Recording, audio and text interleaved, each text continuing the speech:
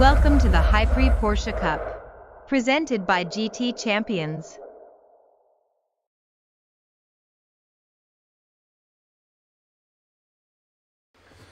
Good evening, race fans. How about this then? We are already at round 4. Hi, it's me, Pirate. It is very late here in the UK, but we are here for round 4, Division 3 of the Hypre GT Champions Porsche Cup at Daytona Infield. The brilliant Porsche 911 RSR. What a car this is. Yeah, really looking forward to this event. Every race has just been absolutely brilliant. So tonight it's all about Division 3. Let's have a look how we are standing from last week. Kaizan took the win last week, pole position and fastest lap, absolutely dominant. To be fair, he's a Division 2 driver all day long. Takes the win. Mikhail second place. PT Snow was in third. Average Viper, tonight's glorious host, in fourth place. Fuzak fifth. Spider in sixth. Toolshed seventh. Chip Reese eighth. Benji, I'm not calling him Diablos, I can't do it. He's going to be Benji forever and a day for me. Big Red, Hannah and Magic Cook in 12th place. That's how they lined up at the end of Watkins Glen last week. This is how it sets out the table. Kaizan leads the way with 46 points. Average Viper just 3 points behind from Hypre. So looking for a good result from Hypre tonight. Forza Ferrario down in 14th for Hypre. So good opportunity for Forza to just push his way up the order today. Talking of Hypre, they are our glorious sponsors. They are all about many things. Sim racing, graphic design, logos, branding, overlays, sports graphics, clothing, data design, liveries, web design. Listen, they're brilliant. They are absolutely brilliant. Anyone that's watched any streams with me before will realise that when I do anything that Hypre are involved in, it looks awesome. When Hypre are not involved, it looks like it was put together by a small child with some crayons. They are absolutely brilliant. Do check them out for any of your needs. So here we are. We are here and ready to go. A little bit confused as to why Mikhail's in our group. I'm sure Mikhail is. I know he is group 3, isn't he? Anyway, whatever. So I'm your host, Pirates. This is sponsored by Hypre. It's the Porsche Cup. We are Black Flag Racing TV covering Division 3. We are filling up the lobby very quickly, ready for qualifying in about a minute's time or so. 11th of February. It is, it says 11th of February, but it's not 11th of February. It's the, well, it is, it'll be 11th of February in a minute. 60-minute race, 10 minutes qualifying. Grid start, of course. Light damage, BOP is on, tuning is off. Fuel is times 2, tyres is times 2. They can use any tyres they like. If they want to go soft, they can. Soft, medium, soft, hard, whatever they want to do.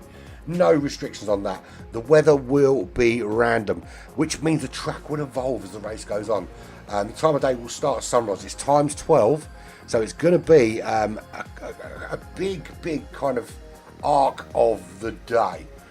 In fact, it'll be a full day at night cycle because times 12 over a 1 hour race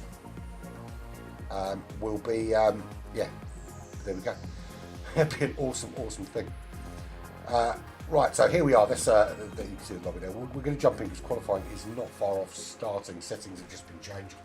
Let's jump in and get cracking and see what people are doing on track, shall we? Rather than messing around. I'll tell you the situation tonight is that we're a bit short tonight, so we'll have a look at all the drivers that we've got out there. I think it's only fair we give everyone a fair crack as we kind of head out there for some quali action. There's Magic Cook. They're all in the Porsche, so we don't have to look at the cars, but we don't have a look at the livery, so the room has just been reset. There we go. I can't look at the cars until they go out, but we will in a sec. As I said, this is round 4, Division 3 at Daytona. We come back tomorrow for Division 1. Touch wood, we have the wonderful Chris Paul, Chris the Dog, doing Group 1. Unfortunately, you might be stuck with me. He's having a few technical issues at the moment, which we're hoping to get sorted out. And but whatever happens, you will see me again for Division 2, 24 and a half hours from now. Right, so everyone's starting to head out. We have got how many tonight? We've got just 11 in the lobby tonight. Gotta say, I'm a little bit disappointed with the turnout. You know, it's a solid, great racing series. And, you know, we've got people sitting on the waiting list that want to do this. It's a shame that, you know, it's a 6-week series, but you know, life is important, and sometimes it throws curveballs your way, and you can't always be where you need to be. So there is Spider for RWB Racing, and I've said how much I love this livery. It's two of my favourite colours, red and blue. Looking really cool. There's Magical for ISA Racing Group, unmistakable livery. And if you like that livery, then do check ISA out, because Kevin, other known as Renegade for ISA, does some beautiful artwork on the cars. Talking of beautiful artwork, there is some beautiful work there from Urban Pirate himself for Black Flag Racing. That's our car, that's our entry. It's not as beautiful as others, but yeah, that's our offering. Jay turning out for us this evening. There's Chip Reese. I do really like that, actually. It's that black, white and kind of red theme. Yeah, really cool. May have to restart. Okay. Cruentes, he jumps in from, I believe he's jumping in from the wait list. Cruentes, and we did see him race in Division 4 last season for GT Champions. So he's not an unknown here, and I think, if I remember rightly, in GT Champions he finished 4th here. Could be wrong. There's Toolshed, another ISA driver. Very quick as well. He can certainly chuck in some good laps. And thank you, Toolshed, for your kind comments about my D's of the Dailies thing that's going on at the minute. It might be a bit late this week, folks. Anyone that does watch my D's of the Dailies weekly video, it might be late this week because I was dragged around IKEA this morning. I say this morning, we went this morning, but we arrived home this afternoon by the missus, who's decided that she has a lot of furniture for me to put up, and it means I have to go to the job where my tools have been left to go and get my tools to build them tomorrow. So might be a bit late getting that video done. Fuzerk, we've got a lot of ISA drivers in Division 3 today. Interesting. How much teamwork would it be, or will it just be purely survival of the fittest? We'll soon find out. There's Fuzerk, there's another one. There's Isa Hannah, and Hannah did. I'll tell you what, she's going to be tired today because she did turn out last night for the charity event that ART and myself were involved in, Racing for Cancer, that raised over £1,000 for cancer research yesterday. Congratulations to everyone involved in that. It was an absolutely brilliant event, and loads of money raised, so very happy with that. Chip Reese, we're back to him. Average Viper, there we go. The High Prix driver. Where's Forza Ferrari? To be fair, I think Forza's got some problems with some drift on his controller thingy. So got some issues there with that. But there is our hybrid driver. And last time I saw him race at Daytona was in the World Cup in Division 4, and he won this race. So do not count this guy out. Right, so in terms of lap time, that is a solid. When I was about to say we're looking at low 46s for qualifying times, and Kaizan from Australia has just given us a 45.9 to put himself on pole. Toolshed alongside another Australian. The Australian's very strong yesterday. 46.2 joins him on that front row. Row 2, there is Joe, 46.6 from him. Gets in there, Black Flag. About time we had a decent result, of course. Spider from RWB joins him on that second row. 147.1. Just checking I've got everything where it needs to be.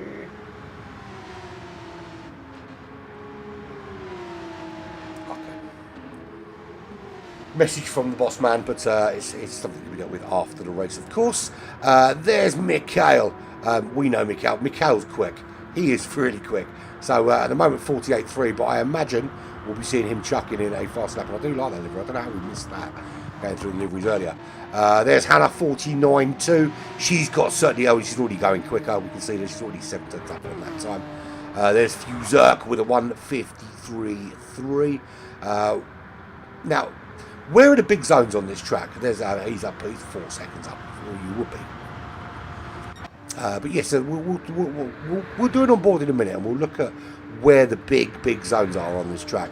Magic Cook with a 154.3. We've got Krentes, he's a 147.6. Viper waiting for his time to come in. Chip Reese still waiting for a time from him. So Magic Cook goes on to pole. That's a 145.5, and that is a very quick qualifying lap. So I'm going to go on board with. I'm trying to find someone who's just crossing the start-finish line, actually, would be a good idea.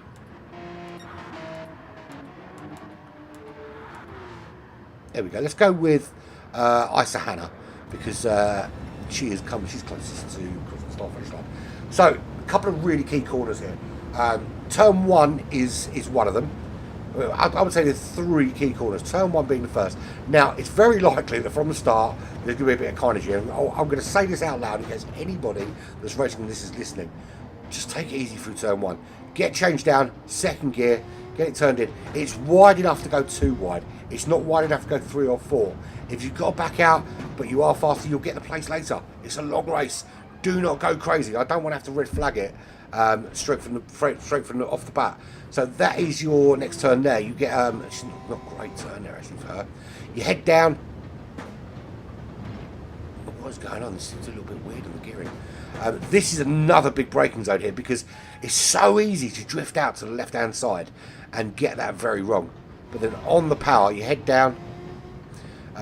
This one of the biggest, most important turns on the racetrack, because how you get out of here will determine just how well your lap goes. The faster you exit that turn, the better it is for you, because you want to be doing the maximum speed as you get out of the sort of infield section there.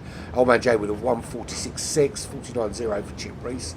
And then you head into the bus stop. Now, the bus stop, really tricky turn. For me, I like to go in 4th, changing down to 3rd. And she's done that. She's gone into 4th, change to there. I like to change down to 3rd because I think it gives you a better rotation coming out of there. But it's down to personal preference.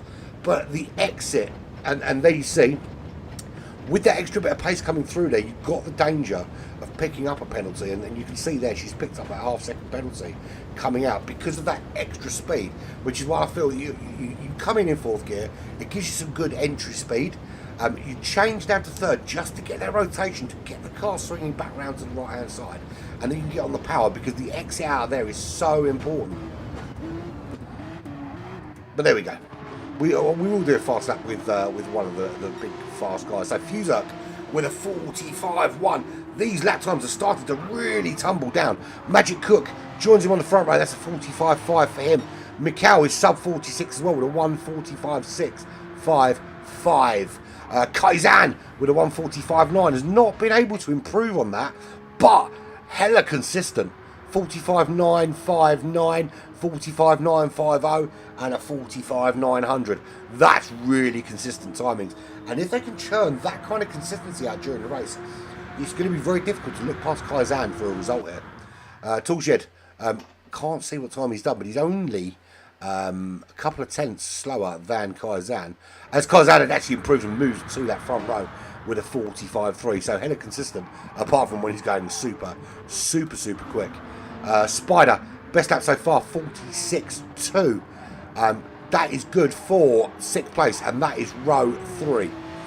Just not a bad place to start. And it's a one-stopper all day long, but it's a sort of medium soft one-stopper. Very, very difficult to do this with 2 stints on the soft tyres. It's such an abrasive track here. Very, very difficult to do anything but run medium soft. Average Viper. There is Tom, our glorious host this evening, the high pre-driver. 146.2 for him. That's a good solid. That puts him on row 4. Correntes just behind him with a 46.4. Jay moving down the order now, 46.6 for him. But you know, it's about the sprint, not the about the marathon, not the sprint, should we say? Hannah 48.0 is her fastest lap, and Chip Reese with a 49.0. Such a shame we've only got 11 drivers out there today. But you know, it is what it is. Now we've still got Division 1 and Division 2 to come here at Daytona over the next couple of days. You may have noticed there was a small change to the final race. It was advertised as Trial Mountain, but it's actually going to be at Interlagos, and there may have been a little bit of moaning about it, but in all honesty, I don't think there's anything to moan about. I think anybody that prefers Trial Mountain over Interlagos, you need to give your head a wobble, people, because what a track. Interlagos is one of the iconic racetracks. What a racetrack that is. And in these GT3 cars, these Porsche 911s, it's just such a brilliant track. It's a track that's got everything. You know, you've got the really fast straights. You've got these you've got similar corners to here where you have to get out of the corner quickly and get the power down. You've got that little go-karty bit in the middle. Great track, and I for one am very happy that the track has changed. But there we go. So final lap for pretty much everyone out there. This is your chance to put in that final lap if you've got it. Fuzerk currently on pole, 45.1, joined on the front row by Magic Cook with his 45.3. Kaizan also on the 45.3. There are literally 8 hundredths of a second difference between them. Kaizan heads up row 2, of course, with Mikel. Average Viper heads up row 3 with Spider. Toolshed on row 4 with Correntes. Row 5 is Jay with Chip Reese, and at the back of the pack is Hannah, who will put in an absolute shift today. And I'm sure that time is going to play a factor. 3 hours of charity racing yesterday certainly takes its toll on you. It's very good fun, but if you want to check it out, you can find it on the YouTube channel where you'd expect. There's 2 videos of fun. There's the one that Black Flag ran themselves, and there's one with the brilliant commentator Super Squid. Look, Chris is brilliant. I'd like to think I'm okay. Super Squid, you've got to check him out. He's absolutely fantastic as a commentator. And I don't know how you manage to juggle 3 lobbies and commentate them and get it. Just such an effort yesterday. Applause, much applause. So that is the final order for the 11 runners. Fuzerk is going to lead us out from the ISA racing. And I'll tell you what, very ISA heavy today. Benji, despite not being here, is going to be a very, very happy man seeing so many ISA drivers out there racing and for the ISA racing team. So, if you didn't know already, I'm Urban Pirate. This is Black Flag Racing TV, helping out with the High Prix GT Champions Porsche Cup at Round 4, Division 3 at Daytona. This is High Prix. These are glorious sponsors. And without High Prix, this wouldn't be possible. These amazing graphics you see, this amazing race competition is all down to Team High Prix. And we've got a representative, of course. We've got Average Viper at the same flying the flag for them. And they, they're very involved in actual racing as well as sim racing. They've got sim races in and across all platforms, iRacing included, and some really, really quality stuff. But it's not just about that. It's about what they do behind the scenes. The graphics, the logo design, the branding, the overlays, the sports graphics, clothing, liveries, web design, I mean, everything. They've got their own sponsors, of course, but Hyperi make this possible. As do GT Champions. Without GT Champions, we wouldn't have this awesome competition. So, almost ready to start. A couple of minutes till we go green. It's going to be an interesting race because if you look at the top four there, you can see the times. We don't even need to look at their names to see that they are separated by just half a second between Fuzak at the top there and Mikhail in fourth. And two ISA drivers on the front of the grid today, Fuzak Magical. Then we've got Toolshed and then Hannah, the other two ISA drivers. So it's a very ISA heavy audience there. We've got two Australian drivers out there, Kaizan and Toolshed. We've got 4, 5, 6 British drivers, four British drivers, sorry. Well, three British drivers and one British commentator. Quite proud to say that, of course. A couple of 3 American drivers and 1 Canadian.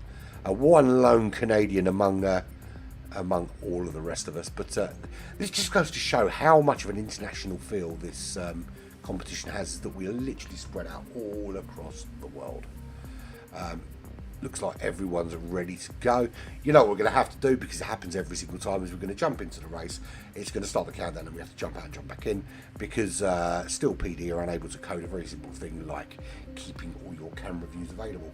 And please, PD, I'm going to beg you again, please, can we have our keyboard controls back and our replays? Please, please, please, please, please, please. There's my begging done for the day. It is what it is.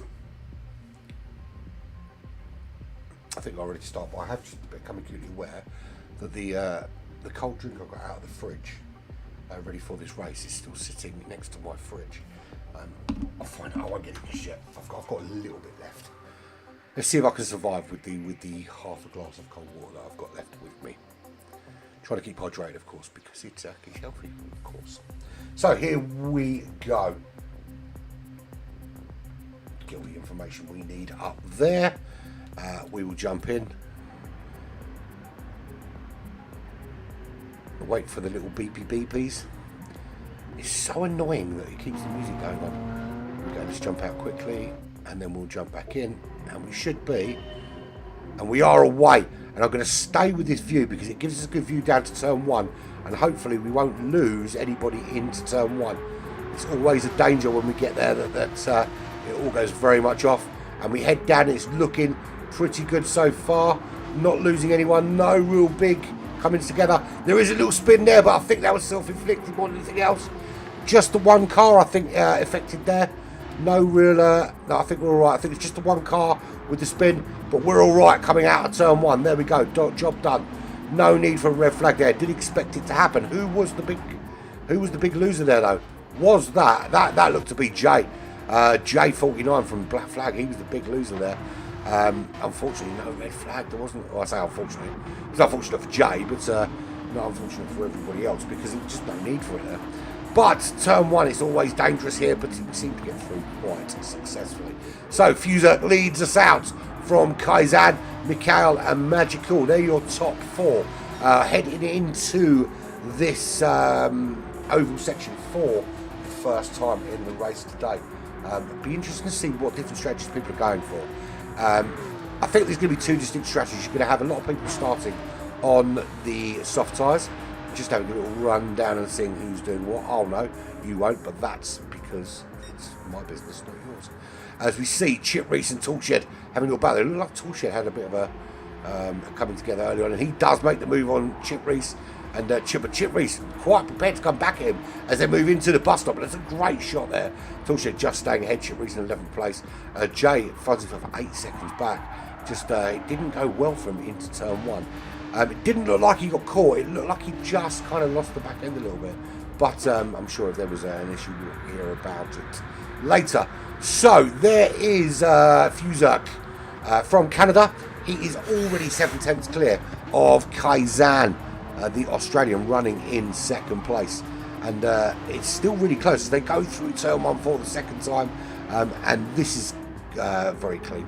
To be fair, it's clean. I genuinely expected to be calling a red flag 2 or maybe 3 times. Well, certainly 2 times into turn 1. Because it's so... It's other than Monza, I think this is the worst track for turn 1 in the game. In that, people go in there and you don't realise, it's a 60-minute race, and you get people going in there all excited, and let's face it, you are excited, it's a good race, and you want to get involved, and you get in there and you a little bit overcook it, and then it can go horribly wrong. But here's the full rundown. Fuzak in the lead, he's half a second clear of Kaizan from Australia. He is half a second clear of Magic Cook, who is half a second clear of Mikhail. That top 4 just pulling away from the rest of the pack. 1.2 seconds back to Average Viper from High Pre. He's got a 1.2 second gap to Corentis, who is 2 seconds clear, but a little bit of damage on the back of Corentis there. Did he get a little nudge maybe from Isahana, who is 2 seconds back with 8/10 to Spider from Red, White and Blue Race Team. 1 second back to Tushed from Australia, who has already pulled out a 2 second gap on Chip Reese. And J49 bringing up the rear with an 8.9 second gap.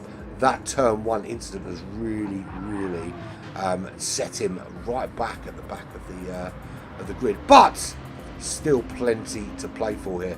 Just get your head back in the game and get on with it is the best way to do it. And that's a 1:45.6, and that's qualifying pace here on lap 1.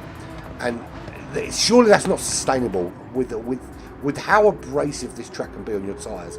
That's not a sustainable long-term kind of solution to putting in lap times here. I think you need to be settling into steady 1:46s.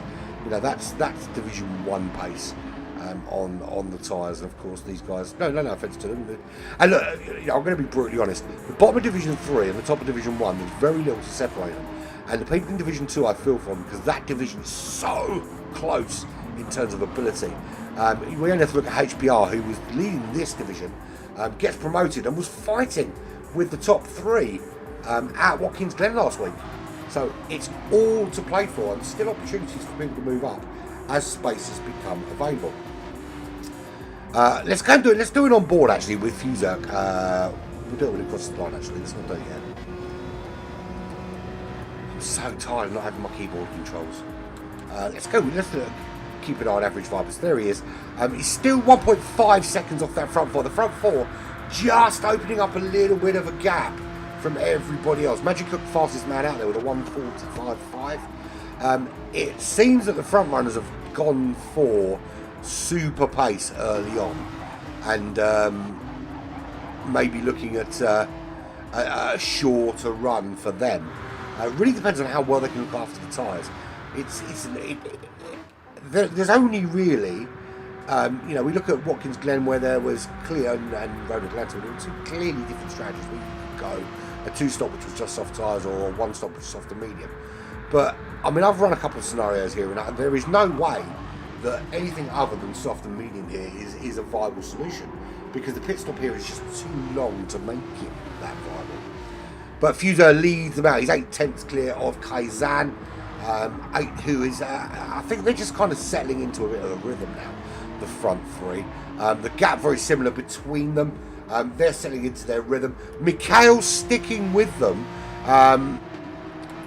Slowly pulling away from Average Viper, and that is a good question actually, because damage appears to be on a heavy, and I fully expected the damage should have been on light. So a little bit confused about that. I don't know if that's supposed to have changed. That is a very good question from Jay about damage being on heavy, because I was looking, I did notice actually that Corentis still has the same damage from the start that should have come off by now. So it should have been light damage. I suppose I could have a look. Let's get some more on board. So waiting to hear from Average Viper what. And the thing is, we're already on lap 4 now. The thing is, it's going to have an impact on the entire race, because people are going to have to pit that wouldn't necessarily have to because of the damage issue. let's wait and see what happens. But that gap has really closed down for Jay, actually. He's closed, it was 8 seconds. He's now just 7/10 behind Chip Reese, who's 10 seconds. Well, Jay's asking for a restart. I don't think it's an unreasonable request, but I think on lap 4, I don't know, it's not down to... You know, I'm there to call a red flag and it comes out. It wasn't really a red flag situation. But this has got to be down to the host to decide. Wonder what... just get a message from somebody. I'll wait to hear from President now. The question is just being asked, actually.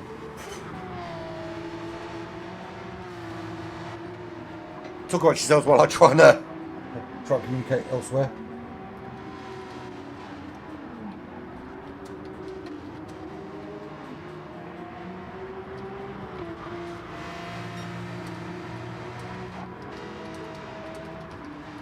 So just sorting this little issue out. There we go. So I can't tell you what the next move is, but this is what I can tell you is happening right now. Fuzerk is in the lead. Right, so I've been told that it needs to restart. So I'm going to drop a message into the group now and let them know. So let me tag Viper in.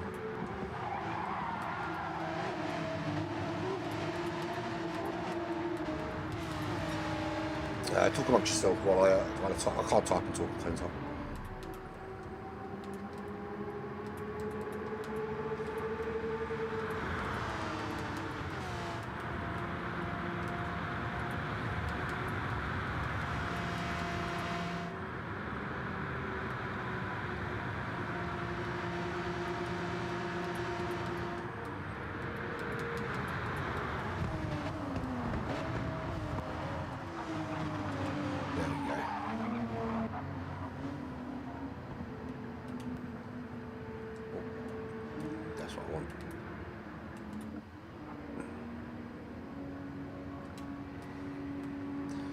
So it is going to be restarted. To be fair, it does make sense. So as we're restarting, it gives me an opportunity to go and grab that drink that I left on the side, doesn't it? Let's wait for that to be restarted. Let's put this up for the time being and shut that down. So there we go. It's going to be restarted. We're going to take. It's going to be probably about 5 minutes while we get the grid reset and all that. Apologies to everyone watching. These things happen. You know, sometimes we have technical problems, and it's one of those things.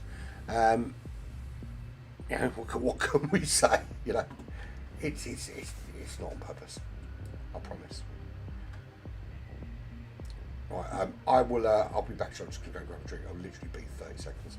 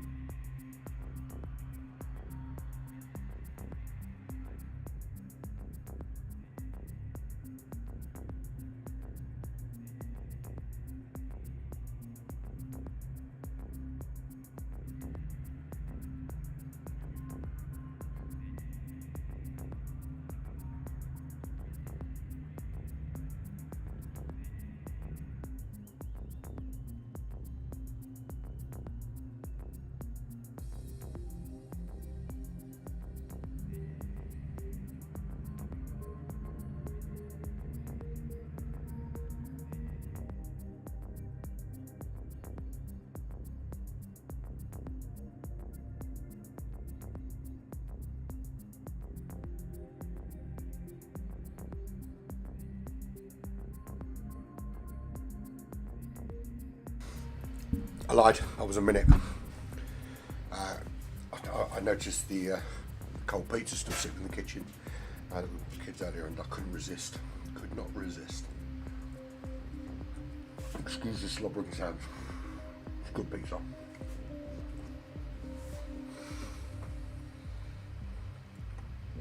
So everything being reset. Apologies to everybody watching. Don't always get it right. If that was the case, we'd be perfect, and it's very difficult to be perfect. I do try. And let's be fair,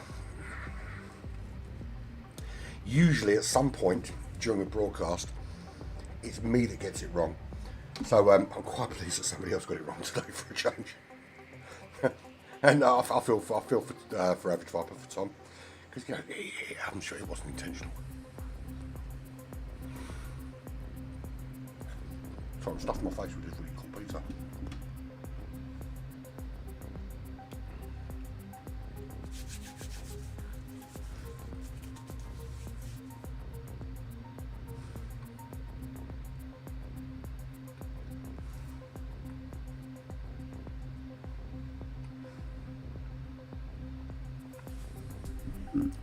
Oh, so here's the other kicker. Cross fingers that we have a very similar turn one this time, in that we don't have a mass pile up. Never like calling for a red flag anyway. It's very difficult because red flags are not something that anybody ever wants to call in a game, or in a race at all, but sometimes they happen. This will be the first time I've ever seen it called on lap 4 though, but it does make sense. And to be fair, I probably should have noticed,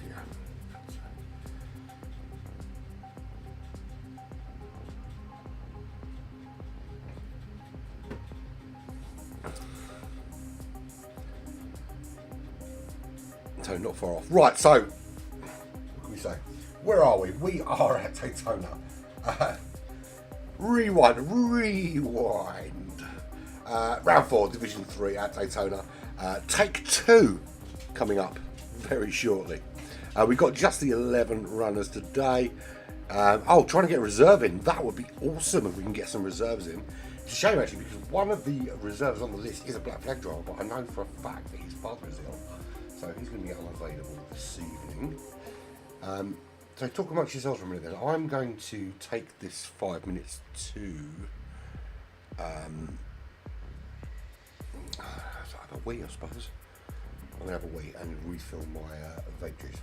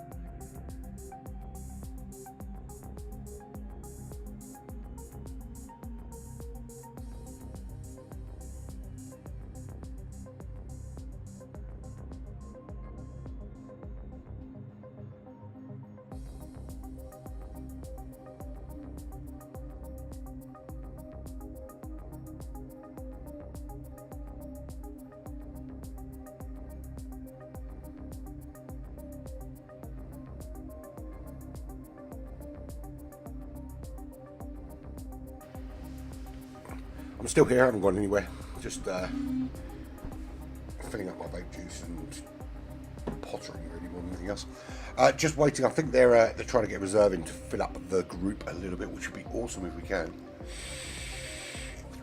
How you doing, Fingers? Thank you for joining us.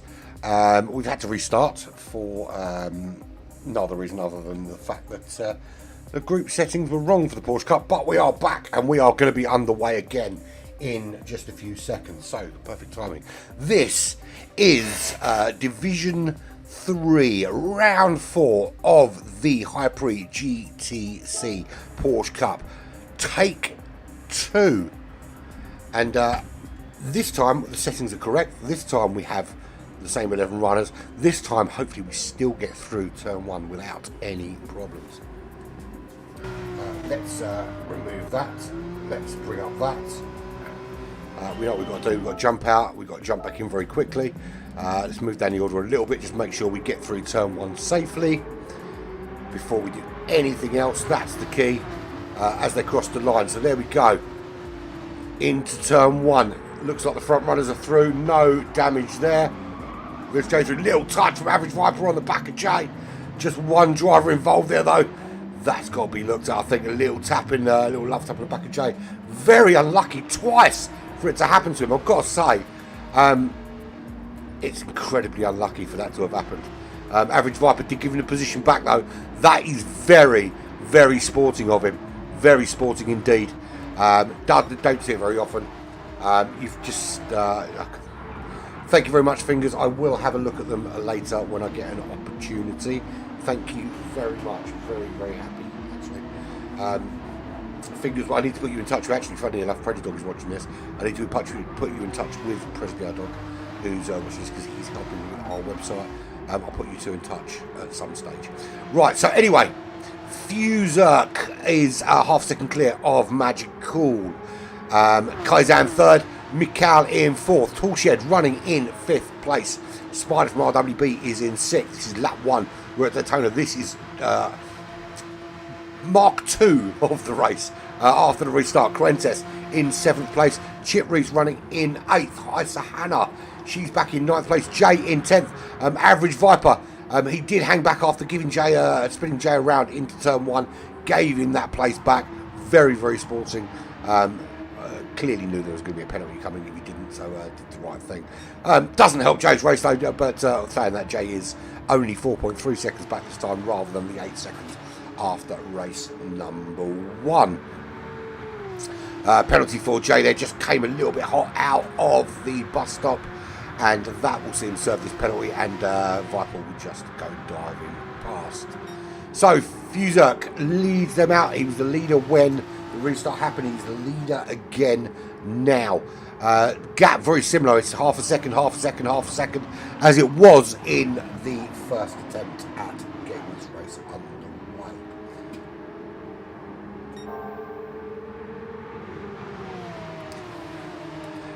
Magical running in second. So I've just seen a message from the boss that just made me laugh. Chris, I didn't forget. I did know it was there. I was concentrating on making sure that I was going to dive in and out at the right time. Okay. Kaizan running in 3rd place. Mikhail in 4th. Toolshed in 5th. Chris, to be honest, I'm being quite mindful that today I'm the one that doesn't make a cock up, because usually it's me. I want to leave that firmly in the lap of Tom for today, and believe me, I will not let him forget it if I get the opportunity to do so. Toolshed running in 5th, good running from him. Currently purple for him. Fuzerk lap 2 with the fastest lap, 1:57.0. Now the fastest lap before the restart was a 55.5. Was it 55.5 or 45.5? 45.5, of course. Spider running in 6th place. He's already 3.5 seconds off that top 5. We've got the same situation. Those top 4, Fuzerk, Magical, Kaizan, and Mikhail, are already doing. It's almost like a mirror image of what happened in the before the restart. 1:55.2 from Kaizan. That's an insanely quick lap. Yeah, they're already kind of pulling away that top 4 as a little group. They're a little coming together there between Kaizan and Magic Hook. Magic Cook just rejoined the racetrack back in fourth. That gives Kaizan a little bit of advantage. A little coming together, but that also, that gap to Toolshed in fourth just squeezes up a little bit, down to 1.6 seconds. There he is, Toolshed, the Australian driver, of course. 4 seconds back to Spider, who's under a bit of pressure now from Quentes. Is Quentes able to make his move? Quentes, of course, from the UK. Half a second back from Spider. If he can get close enough coming out of here, there could be a move before the bus stop, or if you're really, really brave, into the bus stop. But his exit just a little bit slower than Spider, not able to get that same kind of exit speed. Then we look at Chip Reese from the United States, 1.3 seconds back. He's certainly faring better in this restart than he did last time out in 8th place. 0.8 of a second he is ahead of Hannah, who is a second ahead of Average Viper, and Jay 4 seconds back. Now looking at, I can see the tyre choices, you lot can't. What I can tell you is there are 2 drivers that have started on the same strategy. Everybody else has started on a different strategy. I'm not going to tell you who, but at some stage it all will be revealed. There is your leader. He's not able to pull away. Fuzak doing very well. Kaizan having a little look up the inside there into turn 1. Doesn't make it stick, but on they go. It is Fuzak from Kaizan, from Mikhail, from Magical, and this is the view. You look from the back, that's what he can see coming behind him. That's what's going on in front of him. It's really, really solid, good, close racing. And that's the one thing we absolutely love about Daytona, is that the racing here is just so close that you wouldn't believe how close you can get on this track without touching, and how good this race can be. Fuzak is holding on, but how long can he hold on for? Because he's giving up slipstream. He's doing all the work for these cars behind. They can save tyres, they can save fuel, they can give themselves a much easier time just tucked in behind him and let him put in all the effort. There's got to be a point at which he can either try and pull away from them or let someone else take up that mantle for a little while. So difficult when you're racing at a track like Daytona to stay in the lead for so long. We've seen it happen, of course we have. We saw Average Tom do it in the GTC, but it doesn't mean that it can be done every time. You know, you have to be so disciplined. You don't want to over push. You don't want to put too much stress through your tyres with fuel. You want to make sure that you've got enough to take you to do your strategy. Now we're looking at essentially somewhere around 34 laps for this race. So if you're running medium tyres, you're doing about 20, and then you're doing somewhere around 14 on the medium tyres. And that was Ben Jones' brother joined him by the looks of things. I don't know why it was quite so long for him to come in, but he's a bit late if he's a reserve because we're already underway. And that's what it's been looking like right the way up to turn 2 again. So Fuzak leads this race, still 3/10 clear of Kaizan, but you can see that top 4 just pulling that gap away now.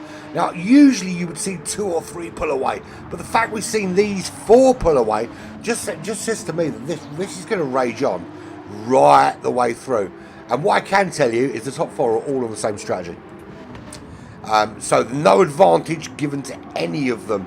There's nothing any of these guys can do to make it better. It's all about talent right here.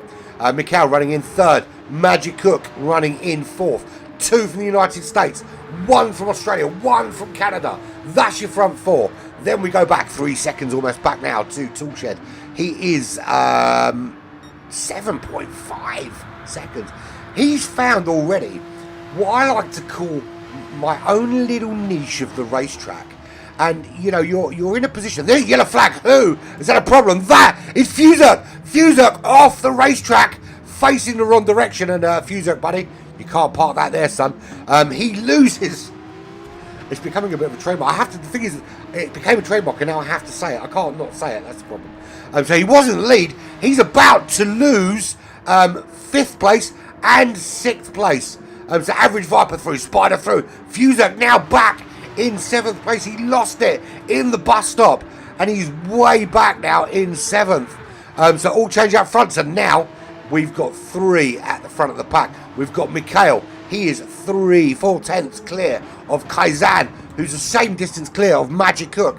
And now the gap back to Toolshed, 3.8 seconds. So much work now for them to do. And we were talking about Toolshed's little gap on the racetrack for himself, and he's still got that. Now, it's a twofold, it's a kind of double-edged sword, a kind of twofold thing. It can be quite lonely when you're in that position, and now that can either be a blessing because you can just churn out your kind of consistent laps. You can see there on the right hand side that he's churning out very consistent laps there, and he's quite happy to do that. He doesn't have to worry. Look, he knows that the guys out front are absolutely racing each other. He hasn't got to worry about defending from behind. He hasn't got to worry about can he catch the guys in front. He's kind of found his little niche on the racetrack and can chuck in some good consistency.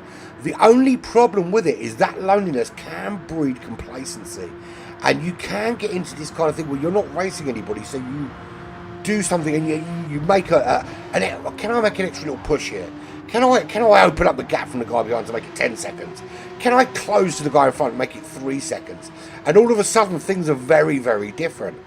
And you know, all of a sudden you're making little mistakes, you're making little errors. But at the moment, Toolshed very comfortable doing what he's doing right there.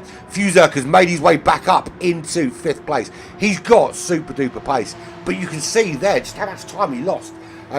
Nearly 15 seconds on his standard lap time. In the bus stop he lost that time, so he's got a lot of work to do. 9 seconds to make up on Toolshed, and bearing in mind the pace that Toolshed's running at, it's going to take him quite a few laps to make that up, and that he'll be. And this is where you need to really keep your head. This is where you need to kind of, okay, I know I've made a mistake. Don't be angry. Just crack on and get on with it. Average Viper, he's made his way back up to 6th place. He had that coming together with Jay on lap 1. Did the sportsman thing, and big applause for that. And pulled over, let Jay take that place, and back up into 10th. But since then has moved on the Hyper driver, 3.2 seconds behind Fuzak. Just second up from the RWB driver Spider, who's running in. He's building his own kind of little thing on the racetrack because let's face it, Viper is pulling away from him. So he's got his own little niche on that racetrack. 2.3 seconds back to Hannah, who's currently 5.4 ahead of Jay. So Jay's made his way up the order now into 9th place. He's got a bit of work to do to close up on Hannah there, but has just done his fastest lap of the race with a 46.5. So starting to pull out top 3 pace on a regular basis. And if he can continue to do that, certainly gives me a chance to move up the order. 4.3 seconds back, there's Chip Reese, 48.1, his fastest lap of the race. He's settling in the American driver. He's got Correntes 1.6 seconds behind him, who had an awful lap. Lap 3, you can see there, 2:04. That was an absolutely awful lap for him, which is why he is so far back. But just closing up. Fastest lap on the race so far, that's a 45.2. That's from Magic Cook, who's currently running in 3rd place. You can see him there. And the top 3 now really, really pull away from everybody else. This is 2 very distinct races. There is these guys, Kaizan, Mikhail, Magical, Banadow's Magical, looking up the inside. He makes the move on Mikhail, up into 2nd place. Kaizan leads now from Magical, who's made that move on Mikhail. He's been knocking on that door, and he's finally made that move, and the pace has just told its tale there, and he makes that beautiful little move up the inside as we come round for another go around the oval. Now we're 13 minutes into this race, still got so much racing left to go. 34 laps is about what we're looking at, and we're on lap 8, and this is where we see Magic Cook. Why don't you call him, mate? You got to change your name. I keep calling you Magic Cool, and it's going to be easier for you to change your name than it is for me to remember how to say it. I don't know why. I think it's from day one I called you Magic Cool, and it's kind of stuck that way. So do me a favour. If I send you a fiver, can you change your name to Magic Cool by any chance? It would make my life so much easier. So Kaizan leads from Magic Cook. Magic Cook. I need someone on chat to just shout, man. That's what I need. I need like a little earpiece in with, like you know when they're at the play and they've got people that are giving you your cues. And someone just shout Magic Cook into my ear every time I flick onto him. It's 7/10 back to Mikhail. We saw him make a great move on Mikhail to take that second place. But the top three still dominating this race quite well. 5.7 seconds ahead of the Lone Ranger. That's what I'm going to call him. Toolshed is the Lone Ranger at the moment. He's in such a unique position on this racetrack. He hasn't got to worry about battling anybody. I wouldn't be surprised if we saw him there or thereabouts with that top three towards the end of the race, because he, and to be fair, he did allude to his error at Watkins Glen last week, which he's not going to make it into my D of the Dailies. One, because it wasn't a daily, and two, because I just think it was a bit of a brain fart, mate. And you still didn't tell me why you did it. We still need to have that conversation, buddy. But I think he's definitely a potential shoo-in for the top three, and I'll tell you why. Because these top three were a top four, and they were battling, and they were pushing, and they were going hard. And Fuzerk, we saw, lost it in that battle. And it's just so easy for any of these three to do it. They're racing so close. They're racing so hard. It's not going to be difficult for a little mistake, a little slip. You know, a wheel on the grass that you didn't expect. A little bit too hot into a corner, and it all goes wrong. Whereas Toolshed's just sitting in there and comfortably churning out his laps. And it wouldn't be a surprise to me if he did make the top three. We can just see now where Magic Cook... I got it right that time. Way! Applause. Look at this, he's about to make the move on Kaizan. The American driver round, he's going up top. He's got the run on Kaizan, heading down to the start-finish line to complete lap 9. Is Magic Cook just edging it from Kaizan? Kaizan's going to have the inside line, though, into the braking zone, into turn 1. But Magic Cook, very brave on the brakes. He certainly considered going around the outside there, looking for the little undercut. Doesn't work, but he's tucked in behind. And tell you what, he is on fire at a minute. And Kaizan under significant pressure from Magic Cook. That's bringing Mikhail into it. But I'll tell you what, I think if Magic Cook makes his way around Kaizan, it could very well be the pace he's got. He's going to open up a little gap. But Kaizan doing a great job of just defending in the right places. Don't get me wrong, he's got pace. He's got good pace. But he's just making sure that those apexes are covered without dropping too much time. But the problem is, when you're in the lead for so long and you're defending for so long, you're taking so much more out of your tyres, so much more fuel you're using to make sure it's happening. When you're in a position like Magic Cook, when you're in a position like Mikhail, you can save a bit of fuel just tucked in behind. Stick yourself under that wing, you can lift and coast a little bit and still maintain the pace. And it will tell when it comes to the pit window and it comes time to put the fuel in. But Magic Cook is going to make the move again. They're heading up to the bus stop. But it takes a very brave man to make that move there. And he wasn't quite brave enough. He just lifts off, and that was a sensible move, because that could have gone horribly, horribly wrong. And I love this drone view we're getting from them. But let's get in behind. I want to get in behind this car and just watch this battle. We look behind. There's Mikhail. He just seemed to be getting dropped off the pace here. And here's the run. He's got the run on him. Can he make the move? Kaizan is just in a perfect position. But Magic Cook is looking for any way through. Again, Kaizan protects that inside line. Magic Cook around the outside. Is he looking for the undercut here? The undercut's not on for him. Kaizan just keeps that position. Not on that time. This racing is absolutely phenomenal from these guys. Let's have a run down from the back. Where's Chip Reese? There he is. He's 3.7 seconds behind Correntes. 47.8, his fastest lap. Correntes 4.4 seconds. He had a really bad lap on lap 3. Not so great on lap 7 either. A couple of little issues, which has just kept him off the pace for the British driver. He's sandwiched between two American drivers. There's Spider for RWB. Lap 9 wasn't kind to him. He lost some time there. He's 1.9 seconds behind our very own Jay, who's now crawling on the back of Hannah. Is there an opportunity to get through? Not a great place to overtake here unless you are very, very brave, as the quick time dilation takes us into night time here at Daytona. And I love racing in the dark. It's brilliant. It's great to watch. It changes the dynamic of the racetrack as well. Not so much at Daytona because it's very well lit, so you can still see your brake points better. But there are some tracks where when it gets dark, you just kind of, your brake points change, your the kind of the landscape changes, and obviously with the changeable weather, the track is always evolving. Does Jay get a good run out here to make a move on Hannah? He does. He gets a very good run out. Can he make this move before they move into the bus stop? Magic Cook's still not got that move done on Kaizan yet either. So we're starting to see a couple of cars starting to make some big moves forward and using their pace to do something with it.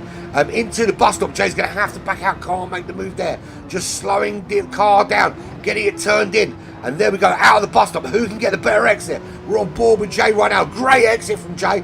Already closing on Hannah. Is there an opportunity now? Get tucked in that slipstream. Going up through the gears. Can the move get ready? Look at the sparks. Look at those sparks just crawling out the back of Hannah's car. And he's getting so much closer. Tucked in with that slipstream. Is the move on? Which way does Hannah go? Left or right? Jay going up the inside. They're going to be side by side here going up into turn one. It's all going to be about breaking into this zone. Jay makes the move, but Hannah looking for that kind of switcheroo. Doesn't make it. The under braking. Hannah very close to the back, but Jay has made that move still. He's gone very wide. It does make it stick though and still goes through. So up into 7th for Jay. Next up the road, 12 seconds up. There's Average Viper. He is 5.8 seconds now off the back of Fuzak. Remember, Fuzak was leading this race. Significantly leading this race. Pulling along Kaizan and Mikhail and Magic Cook. All along with him, and Magic Cook has now lost that place to Mikhail. Mikhail regaining second place for Magic Cook, and Kaizan safely still in the lead of this race. But Average Viper 6.2 seconds behind Fuzak, who's not been able to, he's starting to close on Toolshed, but not the kind of pace you'd expect. He lost a lot of time. He lost 15 seconds in the bus stop on lap 5. It's going to take some time. If he's going to catch up to that front 4, it's going to take some time, it's going to take some patience, and it's going to take some significant effort.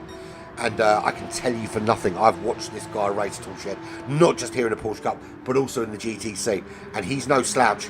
He will not, he won't just move over and let you through. If you want to overtake this guy, you're going to have to do it the right way, and you're going to have to be quick.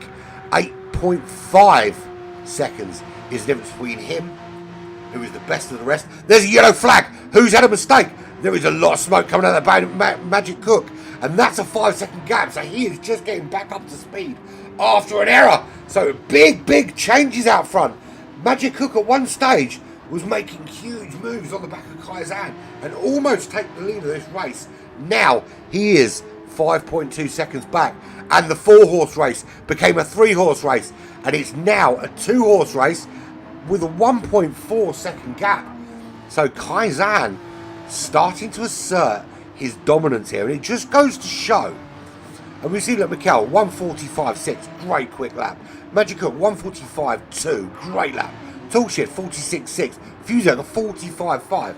Kaizan's best lap was ages ago, and he's doing mid-45s on a regular basis. But one thing Kaizan has been doing is consistent, very consistent laps. Nothing more than half a second difference between one lap and the next, and putting the car in the right places. And that's what's really standing its stead here over everybody else. And he's built himself a nice 1.4 second gap. And I need to take a breath and have a drink, because it has just been going crazy. So bear with me while I swig back some of my water.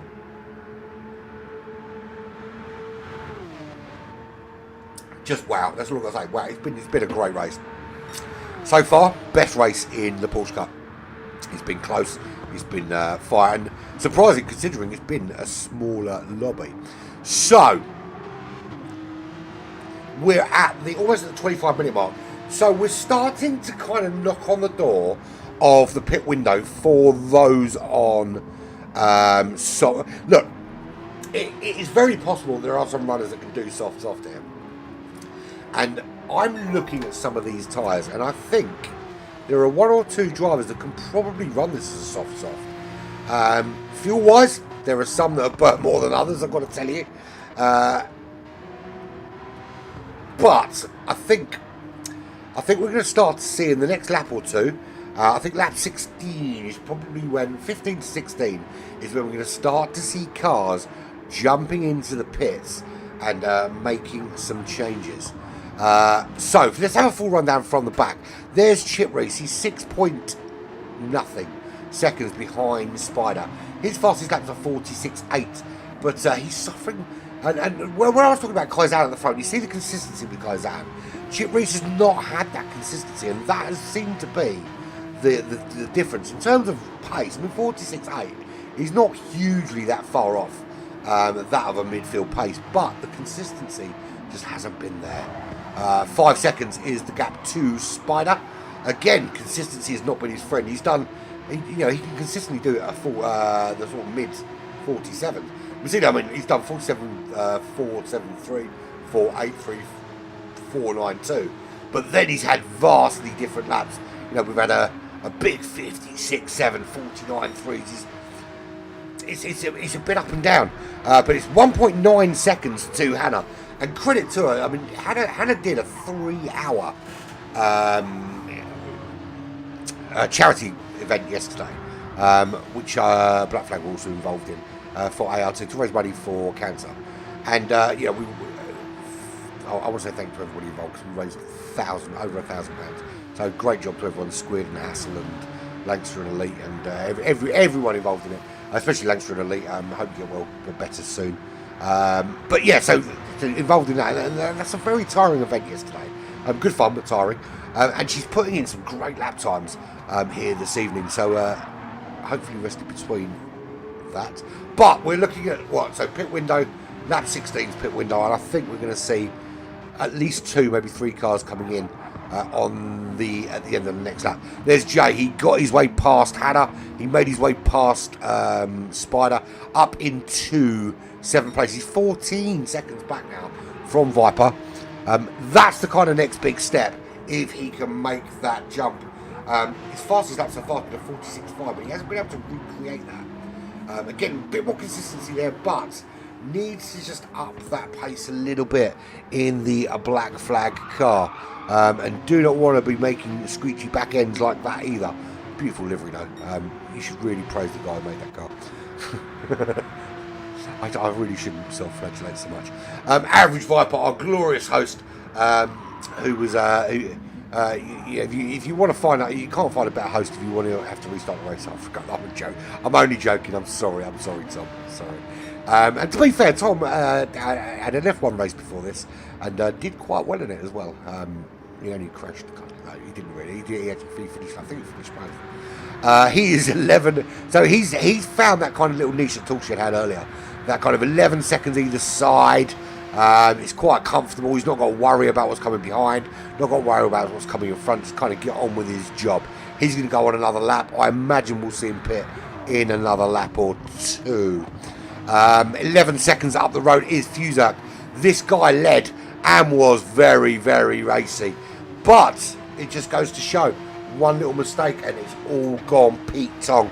And he's back in 5th place now. No longer mixing it with those big boys out in front. As you would expect that you would have, well, I would expect to see him out there, especially with his practice and his qualifying pace. Toolshed is 1 second ahead of Fuzak, and he's still pretty comfortably. He's been in 4th since his race started and been comfortably there. I'm sure he didn't expect to be being chased down by. Sorry, he was in 5th for quite some time, but he's been comfortably outside that kind of top runners. But I don't think he expected to be chased down by Fuzak quite so aggressively. But this is where it's happening. 9 seconds up the road is Magic Cook. He has rejoined the front runners. He had dropped off a little bit. He had a really bad lap. It was a really bad lap. He had a bad lap on lap 12, bad lap on lap 13. It just took him off the pace a bit. But he's found that pace again and he's closed back up to the back of Mikel. Just within a second again. But that has given, with Mikel and Magic Cook not having the greatest kind of end to their first stint, Kaizan's just been able to open up that gap. 5.3 seconds. And I can tell you now, he's in a position where I think he can probably soft this race. He's really looked after his tyres quite well, which is considering he'd been out of the lead. Now, at one stage, his tyres were looking ropey. There's the first pit of the race. That's Average Viper jumping in just before that half-hour mark on those soft compound tyres at the end of lap 16. Hannah jumping in as well. She's jumping in at the same time, lap 16. I think the next one's going to be lap 17. We can have 2 or 3 jumping in then. I got a message just checking it's not important. It's not super important. Right, so as we hit the pit window, we'll have a quick rundown for everyone on tyres, shall we? Let's do that. So here we go. There's Kaizan. He's running very well out in the lead on those soft compound tyres. I think he can soft this race, in all honesty. He's only got to hold out for another lap, and he can do another half hour on a fresh set. He can probably go 2 or 3. Mikhail, similar position to Kaizan, probably got another lap in him, but now Magic Hook coming up behind him. Again, he's in a similar position. The top 3, not much difference on tyres. Out of the 3, probably Mikhail doing slightly worse, but it's much for a muchness, and all 3 of these will easily run soft as the 2 stints. There's Fuzerk, similar position to those guys out in front. He has now got around Toolshed, a little bit more wear on his rear right tyre, you'll see. But again, once you pass this half-hour mark, you know you can run that same again on the same tyres. So I think it's going to be very difficult for those guys to be caught, because they can run a double soft stint. Toolshed coming into the pits, he's on those soft compound tyres. If he's made it to the half-hour mark on the softs, he can make it to the end on another set of softs. Jay running on those medium tyres. It's going to mean he can run much longer into this race than everybody else has done. He's going to get past him. I don't know how close he is to Toolshed. He is past Toolshed now, who's in the pits. So he will go through. He'll gain a place up into 5th place. He will still need to pit. And I imagine when he does pit, he'll go onto the soft compound tyre. There's Spider running. He's also on the medium tyres. I'm actually questioning whether he even needs to change tyres at all. I think him and Jay are both going to be on the same strategy, where they're going to come in when the fuel's gone and then just change their tyres then, because that's when they'll need to. Toolshed comes out. He comes out in 7th place. So Jay and Spider gain a couple of positions. Chip Reese is still on those soft tyres. He's got loads of tyre left. Loads of tyre left as Chip Reese. And he can run soft in this as well. I'm very surprised, actually. Average Viper's coming back out on the softs. He's going to have to look after him a little bit at the end of this stint. But he's doing soft as well, as is Hannah and Correntes. He's just changed to the medium tyres. He's going to go to the end on the medium.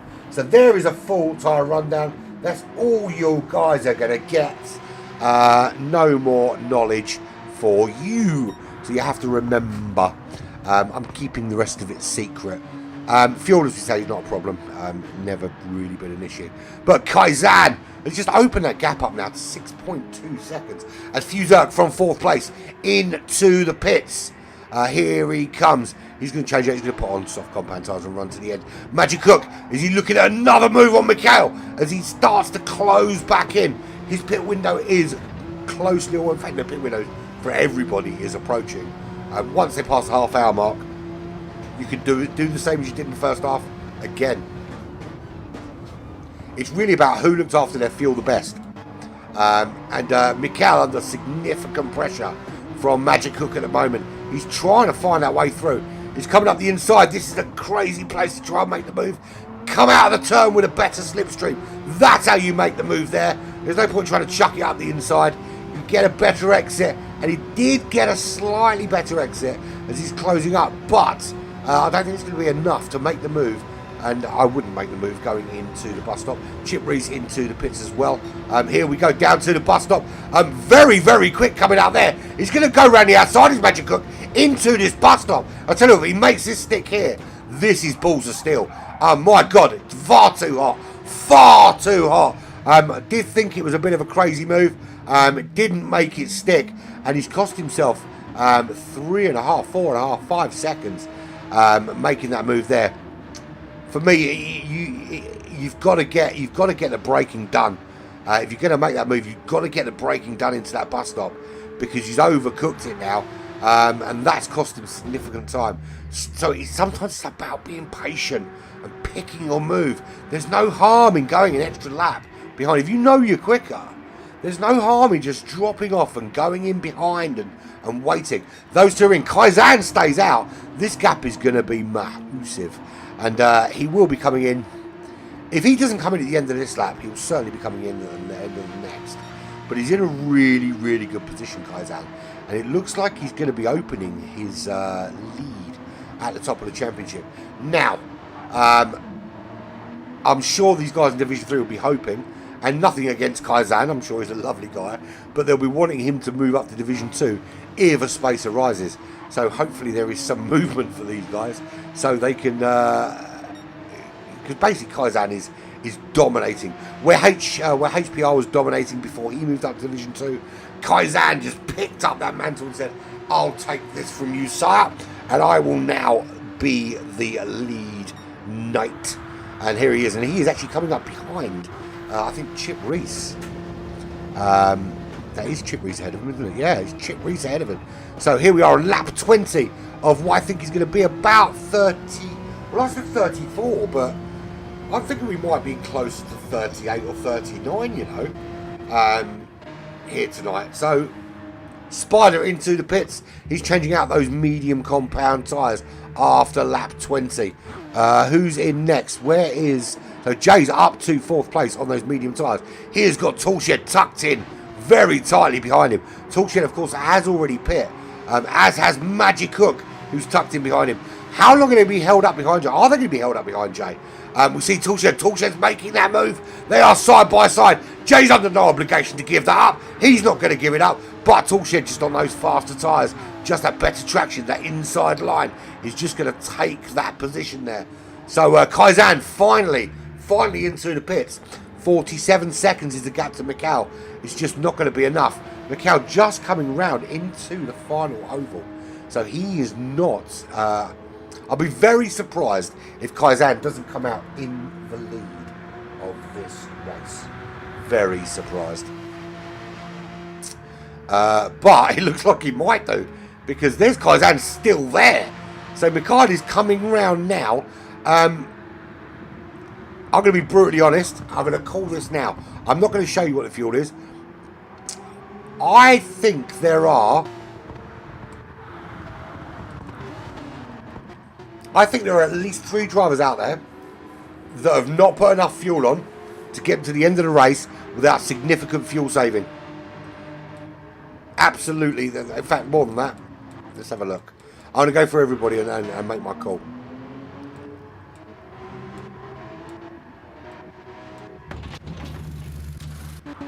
Let's wait and see what Jay puts on first if I make a judgment. Okay. I don't think Jay's going to underfuel it, because he's known for overfueling. I can tell you now, there's at least 3 drivers on this racetrack that if they do not fuel save, they will not make it to the end. Absolutely, without question, they won't make it to the end. It's going to be very, very difficult. I'm not going to tell you who it is. It would be unfair, because I know there's going to be 2 or 3 of the drivers listening, which is why I'm not going to tell you. But rest assured, there are people out there who are in with a chance they don't think they are. Kaizan did end up in the lead, 6.6 seconds he leads from Mikhail. It would take a monumental cock up at this stage for Mikhail to get this, for Kaizan to get this wrong. But it's possible. It only takes a wheel on the grass. It only takes missing your braking point, going a little bit wide, grabbing some gravel to make that. But at the moment, he's just been so consistent, so solid, lap after lap. For him to get this wrong now, I mean, for Fergie, it'd be devastating for him. Not necessarily devastating for us as an audience, because, not that we wish it on anybody, but we secretly like it when they cock up, because it makes good entertainment. But at the moment, I can't see past Kaizan to win this race. He's just been so solid. Mikhail is 6.9 seconds back in second place, the American driver. He is now that gap now. Magic Cook Mikel and Kazan were the top three. Fuso, we saw him have that error. We saw him move all the way back down the order. He has, in the pit stop, got himself back into that top three. He's 8.2 seconds, the Canadian, back from Mikel in that top three. So it has opened right out. But, importantly, he's jumped Magic Cook, as has Toolshed. Toolshed only 2 seconds back from Fusak. And he's capable certainly of putting in quick laps. He's putting a 1:46.0, his fastest lap of the race, while he's under some pressure from Magic Cook. And the thing about Magic Cook that we have seen already in this race is that he can pull out the fastest lap of the race, which he currently has, with a 1:45.2. But he could also, he's got a massive error in him when he just loses that thought process and makes the wrong move and makes that little mistake. But certainly super quick. And I don't know what I'm talking about. He's quicker than me, even when I don't make mistakes. He's making that move on Toolshed now, up into 4th place. He's got that inside line. Toolshed goes high, Magic Cook goes low, and he moves up into 4th place. But does it stick going into turn 1? I think it will. He's got that line. He just needs to get his braking right. Does tuck in there in front of Toolshed. Gets the braking right, and up he goes into 4th place. 2.7 seconds gap to Fusak. Toolshed certainly looking a lot brighter than it was when he had his little no man's land incident being on his own. He's a lot closer now to those front runners. 12.5 seconds is his gap back to average Viper. And, you know, when you talk about average, 6th place in a race of 11 drivers, you can't get much more average than that. We've had, I don't know why these drivers keep jumping in and jumping out. They can't race. If you want to watch it, there's a perfectly good stream here for you to watch it on. I will send you what you need to know and talk you through it. And I'll blast off the old vape there. So, average Viper properly in his own part of the racetrack. There is nobody 2 turns ahead. There is nobody 2 turns behind. It's just the average Viper and the open road right now in the dark here at Daytona. But the thing is, it's not really dark. The sky above might be, but the racetrack is lit up like a Christmas tree on Christmas morning. 28 seconds is the gap back to Spider. There he is running in 7th place from RWB. 1.4 seconds clear at the moment of Jay. He's just literally got himself ahead of Correntes and pulling away from him already. Does he have the run on him, Correntes? Can he get in that place back? As they come out of the infield section, he does get a little bit of a run. He's closing that gap. Does he close it enough to make the move for the bus stop? I don't think so. Jay, 1.3 seconds. He's got the run on Spider. Correntes got the run on him. Hannah, 4 seconds back from this battle. As we're looking at the battle between Correntes and Jay, the 2 British drivers. We've got 3 British drivers actually sandwiched between Spider from the US and Chip Reese from the US. But at the moment, no British drivers flying the flag in that top 3, and it makes me sad as a British commentator, of course. You kind of want to root for your countrymen. But, you know, it is what it is. And when you've got drivers like Kazan from Australia, you've got Mikel from the United States, and Fusak from Canada, and then we know Magic Cook just from behind from the United States as well. From Australia being... where is Magic Cook? Where is he gone? Where's Magic Cook? Right, there he is. From the United States. We know, look, they're really, really good guys, and really quick. And that gap, Jay has closed that gap already to 9/10 of a second, pulling away from Correntes, opening that gap right out. Not able to make a move on Spider just yet, but maybe getting that a little bit closer. There is Hannah running in the 10th place, 6.2 seconds behind Correntes. Fastest lap was a 1:46.8. It just goes to show the difference in pace, actually, because I say difference in pace. It's only 1.6 seconds between the fastest person on the track and Hannah, who's running in 10th. So, in terms of overall pace, consistency seems to be the thing that matters most, because pace-wise doesn't seem to have as much effect. Yeah, of course, if you're quicker consistently, you're gonna win the race. But if you can do quick laps, but you can't be consistent, it does cost you. And at the moment, Hannah is dropping into the clutches of Chip Reese, the American driver, who, bar the last lap, has shown a little bit more consistency. And I love that view when them sparks just fly out. It really gives the sense of speed and power and that kind of the violence of. And let's face it, I mean, what goes on inside an engine when they're racing at these kinds of speeds is nothing short of a Big Bang style violence. You think about what happened during the Big Bang when the Earth and the world was created, and the kind of violent forces required to create that. It's not too far off what happens inside an engine to make it go from not moving at all to driving at 150 mile an hour, 160 mile an hour around the corner, but being under complete control as well. That's, I mean, it's violence and beauty in equal measures. Kaizen, the gap is still pretty good, 5.4 seconds, closing a little bit. Mikel is just kind of closing up that gap, but you know, Kaizen's in a really good position because all he has to do is kind of manage that pace and just has to kind of just keep an eye on it. Now, you don't want to be pushing crazy hard and taking chunks out your tyres and taking chunks out your fuel. You want to make sure you can make it to the end of the race. And there's 15 minutes left. At the moment, looking okay to the end of the race. Lap 26 we're on now. 15 minutes left. That'll give us about... I said lap 34, didn't I? I think I'm still about right for that, actually. I don't think I was that far off. Yeah, so, you know, all you need to do, when you're in this position now, you know you've got a 5-second lead. You know you're lapping at pretty decent pace. You can afford, or I say you can afford to drop off, as he puts in a purple sector, of course. But you can afford to kind of drop off and just manage that pace and make sure, you know, if it does drop below 5 seconds, okay, we just need to up it a little bit. When it goes back above 5 seconds, just drop off a little bit. Make sure that if anything goes wrong, or the guy behind just starts a charge forward, that you've got something in the tank for the end. But Kaizen doesn't care. Kaizen's only interested in purple. Purple for me. Magic Cook, by the way, there he is. His last lap was a 1:44.8. Now, I want you to put that into perspective. I want you to watch Division 2, Division 1 and Division 2 tomorrow. And I want you to put that lap in perspective when you consider this is Division 3 and he's running in 4th place. Because there aren't going to be many people in Division 1 and Division 2 that chuck in that kind of lap. Certainly not on a consistent basis. And that will demonstrate just how close in terms of pace that these 3 divisions are.